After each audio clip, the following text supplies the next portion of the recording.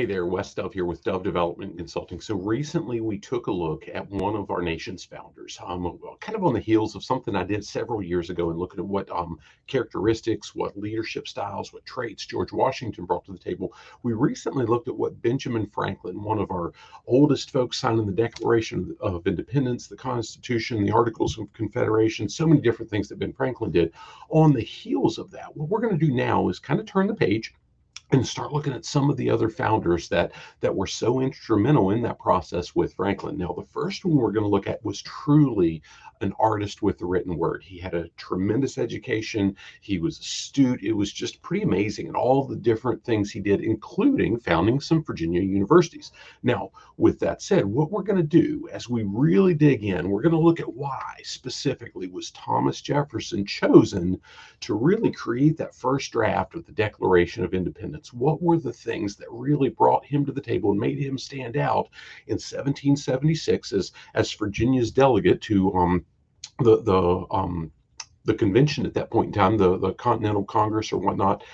What made him stand out to be one of the folks that should be tasked with drafting that initial declaration that really was an act of treason that could have gotten him and all the other signers into tremendous amount of trouble with the crown of England at the time. Now, we're going to dig into the strengths and some things about his character that really stood firm, because let's be honest, I mean, there's stuff in politically today or in the media today that point to Thomas Jefferson and say, hey, these things weren't good about Jefferson and his family. And there's been some call to remove him from the University of Virginia and some different stuff.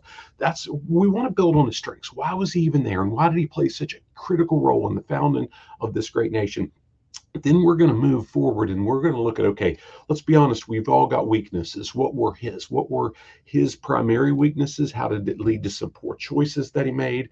And how was he able to supplement some of those things? Now, what we're going to do, you may be asking, okay, Wes, through the body of work that you guys do, it's always focused on leadership, business, and so on. Now, I'm going to challenge you. We're going to turn the page soon and look at one of Jefferson's most trusted peers, one of his friends that he had a tremendous alliance with through much of his political career. We're going to look at that next, and we're going to look at how that relationship built and how it contributed to so many other things here in Virginia, but also for these whole United States. And we're going to close that with specific ties to how it matters for you and me and how we lead the teams we're responsible for in the workplace and volunteer organizations, wherever it is. Now, before we get there, though, if you've never taken advantage of it on wherever you're seeing this, I've got an opportunity for you to work through a quick assessment, really dialing in, hey, where are the profitability killers? And I promise you, it's going to boil down to leadership.